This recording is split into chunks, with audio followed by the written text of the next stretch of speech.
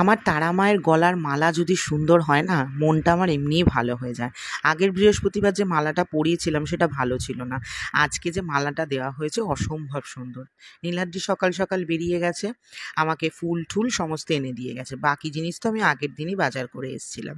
যে কোনো পুজোর আগেই আমরা গণেশজিকে পুজো দিয়ে তারপরে শুরু করি। আজকেও তার অন্যথা হলো না, সকালবেলা সমস্ত কাজ করে গণেশজিকে পুজো দিয়ে দিলাম। Good morning, welcome back to our channel. কেমন আছো তোমরা সবাই? আশা করি তোমরা সকলেই খুব ভালো আছো। তোমাদের সকলকে নীল ষষ্ঠীর অনেক অনেক ভালোবাসা।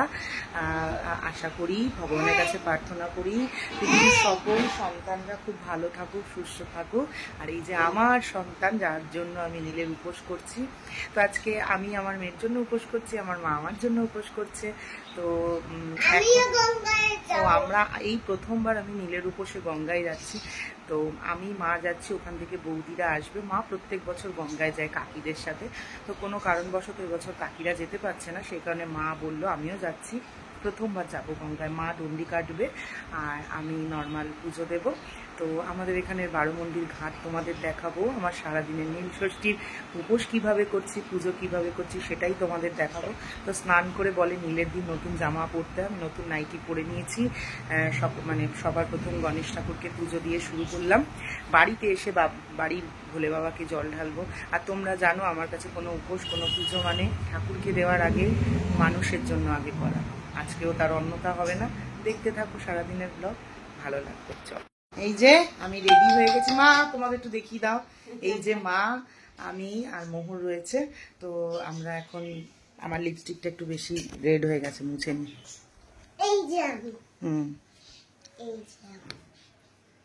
এবার ঠিক আছে। তো এই যে মোহরকে এখন নতুন জামা পরাইনি। এই শাড়িটা পরে আমি দণ্ডি কেটেছিলাম আমাদের পাড়াতে, তো এই শাড়িটাই পরে নিলাম। আর চলো, বৌদিরা উঠবে। চলো, সবার প্রথমে যেখানে আমরা নিয়ে এসেছি ওখানে লস্যি রয়েছে, জল রয়েছে।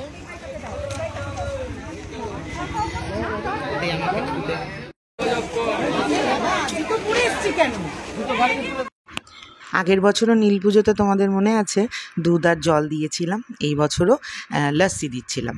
এখানে ম্যাঙ্গো লস্যি আর নর্মাল লস্যি দুটো মেশানো ছিল। আমি লস্যিটা দিচ্ছিলাম আর বৌদিকে বলেছিলাম তুমিও জল দেবে, তো বৌদি জল দিচ্ছিল। দুজনে মিলেমিশে কাজটা করছিলাম। একটা কথা তোমাদেরকে বলি, এমন মানুষজনদের সাথে সম্পর্ক রাখতে হয় বা এমন মানুষজনদের সঙ্গে থাকতে হয় যারা তোমাকে ভালো দিকে নিয়ে যাবে, ভালো পথে নিয়ে যাবে, ভালো কর্ম করতে শেখাবে, ধর্মের পথে রাখবে। যদি কখনো দেখো যে এমন কিছু মানুষ তোমাকে ধর্ম থেকে বিচ্যুত করছে বা তোমার কর্মটাকে নষ্ট করছে, আমার মনে হয় খুব শিগগিরই সেই মানুষগুলোর সাথে সম্পর্ক নষ্ট করে দেওয়া উচিত। এবার অনেকে বলতে পারে যে এই জিনিসটা দিয়ে দেখানোর কি আছে। বিশ্বাস করো, আগে পর্যন্ত আমি মনে করতাম আমি যেটা করব মানুষের জন্য সেটা দেখানোর প্রয়োজন নেই। কিন্তু যখনই আমার মনে কোনো কিছু নিয়ে সংশয় হয়, আমার সবথেকে প্রাণের মানুষ, কাছের মানুষ, আমার গুরুদেব প্রেমানন্দ মহারাজজি কিছু না কিছু তার বাণী আমার সামনে চলে আসে। বেশ কিছুদিন আগে এটা নিয়েই ভাবছিলাম, হঠাৎ করে দেখলাম একটা প্রবচন আমার সামনে এলো। একজন জিজ্ঞাসা করছিলেন যে গুরুদেবজি, আমি মানুষের জন্য করি, সেগুলো ভিডিও করে আমি পোস্ট করি, এটা কি আমি অন্যায় করি? তাতে কি আমার পুণ্য নষ্ট হয়ে যায়? তিনি বলেছিলেন অবশ্যই করবে। তোমার এই কাজটা 10টা মানুষের মধ্যে যদি পৌঁছায়, সেই 10টা মানুষের মধ্যে দিকে অন্তত দুজন যদি তোমাকে দেখে এই কাজটা করতে উদ্বুদ্ধ হয়, তাহলে মনে করবে যে তুমি তোমার কাজে সফল হয়েছো। যাই হোক, সেই কারণেই এবছর ভিডিওটা করলাম, একটু বেশি দেখালাম। আর বারোমন্দির ঘাটে চলে এসে দেখছিলাম, ওরে বাবা, এ তো মনে হচ্ছে খাদ্য মেলা বসেছে। এটা মানে জল ঢালার ঘাট না এখানে মানে ফুড ফেস্টিভ্যাল হচ্ছে, বিশ্বাস করো আমি না বুঝতে পারছিলাম না। উপোস করে রয়েছি, একদিকে ঘুগনি, একদিকে পাপড়ি চাট, একদিকে আইসক্রিম, কি নেই, ফুচকা, নানান রকম খাবারের সম্ভার। বহু বছর পরে আজকে বারোমন্দির ঘাটে এলাম। আমাদের এখানে এই পানিহাটির বারোমন্দির ঘাটে কিন্তু প্রচুর সিনেমার শুটিং হয়েছে। আজকে আর সুন্দর করে তোমাদেরকে দেখাতে পারলাম না, তার কারণ হচ্ছে প্রচণ্ড ভিড় ছিল। আর এই যে এইখানটাতে সকলে বসে থাকে, সুন্দর করে দেখছিলাম। আমি তো এই এক্সপিরিয়েন্স বহু বছর পরে করলাম। চারিদিকটা এত সুন্দর লাগছিল এই গরমের মধ্যেও, এই জায়গাটার একটা মনোরম দৃশ্য ছিল। আর এখানে দেখলে পুরো 12খানা মন্দির রয়েছে গঙ্গার পাশে, সব কটাই কিন্তু শিব মন্দির। যখন কলেজে ছিলাম এখানে না, তখন ঘুরতে আসতাম, মানে কলেজ থেকে মানুষ যা করতে আসে, মানে আমরা সব বন্ধুরা মিলে এখানে বাচলামি করতে আসতাম। তো চলো এবার গঙ্গায় স্নান করি, পুজো দেব। তারপরে আমি সত্যি কথা এই রিচুয়ালটা জানতাম না যে গঙ্গায় তেল সিঁদুর এগুলো দেয়, কারণ আমি তো বাড়িতেই পুজো দিয়েছি আগাগোড়া। তো মা শিখিয়ে দিয়েছিল, এখানে বলে দিয়েছিল এখানে পানের মধ্যে একটুখানি সিঁদুর, তেল, বাতাসা, ফুল আর একখানা আম জলে ভাসিয়ে দিলাম। সে তো স্নান করার উপায় ছিল না, এত লোক ছিল। আর আমি মিষ্টিকে বারবার বলছিলাম, আর আজকে ভিডিওটা করতে পারার একমাত্র কারণ হচ্ছে মিষ্টি গেছিল। মিষ্টি না গেলে আমার পক্ষে তো এইগুলো করে ভিডিও করা সম্ভব হতো না। আর দেখো কি সুন্দর ও সমস্তটা নিয়েছে, এটাই আমার ভাল লাগে। আর মুহূর্তে এখানে চুপটি করে বসেছিল, আমার তো খুব ভয় লাগছে যে ওকে স্নান করাবো কি না, যদি ঠান্ডা লেগে যায়। তারপর মা বলছে আর মা গঙ্গার কাছে স্নান করলে কখনো ঠান্ডা লাগে না। আর সত্যিই দেখলাম ও যেই রোদে ঠোদে ঘুরলো, ওর কিন্তু কিছুই প্রবলেম হয়নি। এই যে মা এখানে দেখো ডন্ডি কাটছে। মায়ের সেই আমার মেয়ে হওয়ার সময় জানো তো মানসিক ছিল ডন্ডি কাটবে। এই 5 বছর ধরে মা আমাকে বলেই যাচ্ছে চল চল চল। আমার মনে হয় ঘরে ঠাকুরের জল ঢালে বেশি ভাল লাগে, তো এইবার মায়ের কথা শুনে গেছিলাম। আর এই হচ্ছে সেই মন্দির যেখানে আমরা জল ঢেলেছিলাম, কিন্তু এইটাতে ঢালতে পারিনি, এর পিছনের মন্দিরটাতে ঢেলেছিলাম। কারণ মা ডন্ডি কাটতে কাটতে ঢুকে গেছিলো, আমরা মায়ের সঙ্গে ছিলাম। এত গরমের মধ্যে মায়ের মাথায় জল দিচ্ছিলাম, মায়ের শরীরে জল দিচ্ছিলাম, সেই সমস্ত করতে করতে মা ঢুকে গেছে, আমাদেরকে আর ঢুকতে দেয়নি। আবার যদি লাইন দিতে যাই, এত বড় লাইন, সন্ধে হয়ে যাবে। সেই কারণে পিছনের মন্দিরটা ফাঁকা ছিল, ওখানেই জল ঢেলেছিলাম। আর এই যে কোথায় এসেছো? আচ্ছা গঙ্গায়। এই যে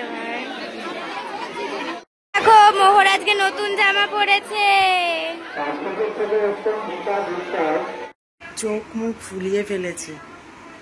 ওখান থেকে এসছি প্রায় 4:30 বাজে, এসে ঘুমিয়ে পড়েছিলাম, এখনও কিছু খাইনি। এখন ঘরে পুজো, মানে ঠাকুরকে জল ঢালবো, নীলের বাতি দেবো, তারপরে মা সাবু মাখবে, খাবো। আর মোহর এই জাস্ট খেলো। চলো ঘরের ঠাকুরকে পুজো দিই। তো আমি দিনের বেলা স্নান করে যে নাইটিটা পরেছিলাম সেটা দিয়েছিল আমার মা, আর সেই মায়ের নাইটিটা পরেছিলাম। কারণ আমি মায়ের সন্তান, হিসেব অনুযায়ী মা যখন জল ঢালবে সন্তানও নতুন জামা কাপড় পরে, তাই সেই জন্য স্নান করে উঠে প্রথমে মায়ের নাইটি পরেছিলাম। তারপর সন্ধেবেলা যখন আমি ঘরের ঠাকুরকে জল ঢালতে বসেছিলাম, নীলের বাতি দেব, তখন আমি আমার বরেরটা পরেছিলাম। তো এইভাবেই দুটো দিক মেনটেন করেছিলাম আর কি। মোহরকেও আবার সন্ধেবেলা একটা নতুন পরিয়েছিলাম, দিনের বেলা যেটা মা দিয়েছিল সেটা পরিয়েছিলাম, সন্ধেবেলা যেটা আমি দিয়েছি সেটা পরলাম। আর এই যে আমার ঠাকুরের পুজো দেওয়া কমপ্লিট হয়ে গেছে। আজও যখন নীলের উপোস করি না, বড্ড মন খারাপ হয়ে যায়। এই নীলের উপোস করার জন্য ভোলে বাবার সাথে কী ঝগড়া করেছিলাম জানো না। 2017-তে আমি শিবরাত্রি বন্ধ করে দিয়েছিলাম, রাগ করে বলেছিলাম আমি কি সারা জীবন শিবরাত্রি করে যাব, নীলের উপোস কি তুমি আমাকে করতে দেবে না। এই রাগে আমি শিবরাত্রি বন্ধ করে দিয়েছিলাম, 2019 থেকে নীল করি। কৃষ্ণ কৃষ্ণ হরে হরে, হরে রাম রাম রাম হরে হরে। আমাকে গজাটা দাও, আমি গজাটা খাবো। হ্যাঁ, এই প্রথম আম খাবো, দেখি ভালো কিনা আমটা।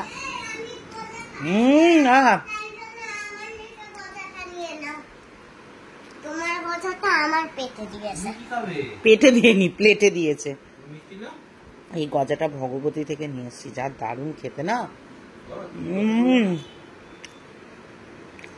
হ্যাঁ, ফলগুলো খেয়ে নি।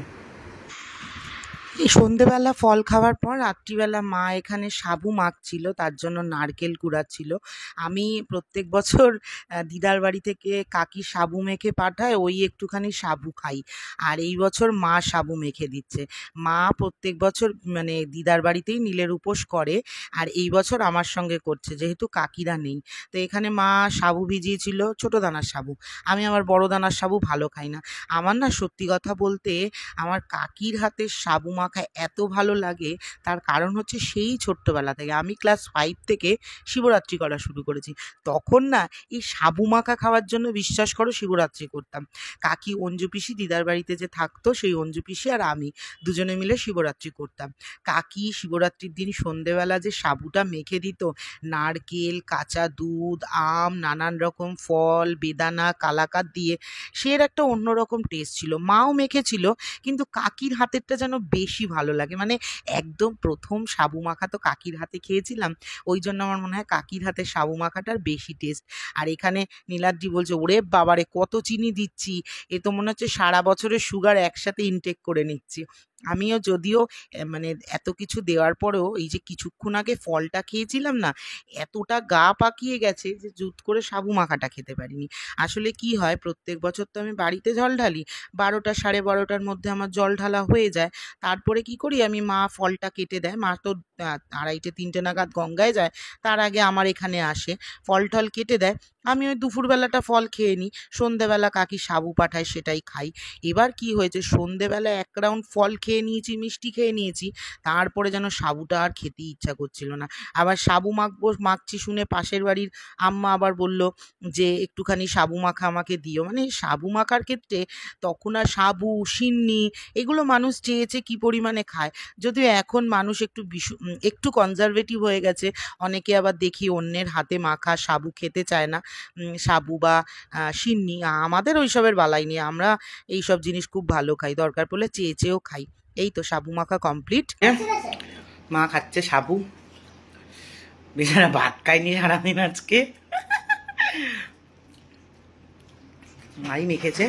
এই যে আমার সাবু নিয়েছে, কিন্তু খেতে পাচ্ছি না, ফল মিষ্টিটা খেয়ে গা পাকিয়ে গেছে। এত মিষ্টি না খাওয়া যায় না, একটুখানি খাবো। আর মুখ সবার থেকে নিয়ে খেয়ে যাচ্ছে। এটা নারকেল। এ বাবা, এটা কি মা, বাটির স্টিকার। ও ফাইনালি আজকের দিনটা প্রায় শেষ হয়ে গেল। আমি মুখ হাত পা ধুয়ে এলাম। এই 2-4 দিন ধরে না আমার একটু কাজল করতে ইচ্ছা করছে, আজকেও গেছিলাম গঙ্গায় কাজল করে। তো এই তো প্রায় দিন শেষ হয়ে গেল। একটুখানি সাবু খেয়েছে, আর আমি না সাবু বেশি খেতে পারি না, আমার প্রচণ্ড গা গুলায়। তাও মা একটুখানি দিয়েছে খাওয়ার জন্য। আর আজকে দেখলাম নেটফ্লিক্সে ছাবা রিলিজ করেছে, দারুণ দিনে আজকে ছাবা দেখব। মোটামুটি নীলাদ্রি গেল মাকে ছাড়তে এখন বাড়িতে, আর নীলাদ্রি বাড়িতে এলে আমরা এখন ছাওয়া দেখবো। দিনের বেলা মোহরের জন্য বিরিয়ানি নিয়ে এসেছিলাম, ও তো খেয়েছে, ওইটাই রাত্রিবেলা, ও তো পুরোটা খেতে পারে না, একটুখানি রয়েছে, ওইটা খেয়ে নেবে। আর নীলাদ্রির কালকের ভাত সোয়াবিনের তরকারি আছে, ও খেয়ে নেবে। ও আমার সাথে সারাদিন উপোস করেই ছিল, সন্ধ্যেবেলা এসে এই সাবু খেয়ে উপোস ভাঙলো। একটা কথা বলি, হ্যাঁ, আগের দিনের ভিডিওতে আমি দেখলাম আমাকে 2-1জন কমেন্ট করেছে যে ভালো লাগছে তুমি এই হিন্দু ধর্মের রীতিনীতিগুলো পালন করছো। তাদেরকে বলি, আমার পুরনো ভিডিও হয়তো তোমরা দেখোনি, আমি কিন্তু একদম কট্টর হিন্দু, ঠিক আছে? তো আমি আগাগোড়াই ঠাকুরের সমস্ত রীতি পালন করি, আর প্রচণ্ড পরিমাণে ঠাকুর ভক্ত। তো যাই হোক, ভক্ত না, ভালোবাসি, ঠাকুর ভালোবাসি। তো চলো আজকের ভিডিওটা এখানে শেষ করছি। আর আমি সত্যি জানি না ভিডিওটা কতটা বড় হয়েছে বা কতটা কি হয়েছে, কারণ আমি এখনও আমি ভিডিও করি না, আর একটু একটু করে সেট করতে থাকি। আজকে কিচ্ছু করিনি। তো এখন নীলাদ্রি আসলে সিনেমা দেখবো, ঘুমিয়ে পড়বো। চলো আজকের মতো টাটা।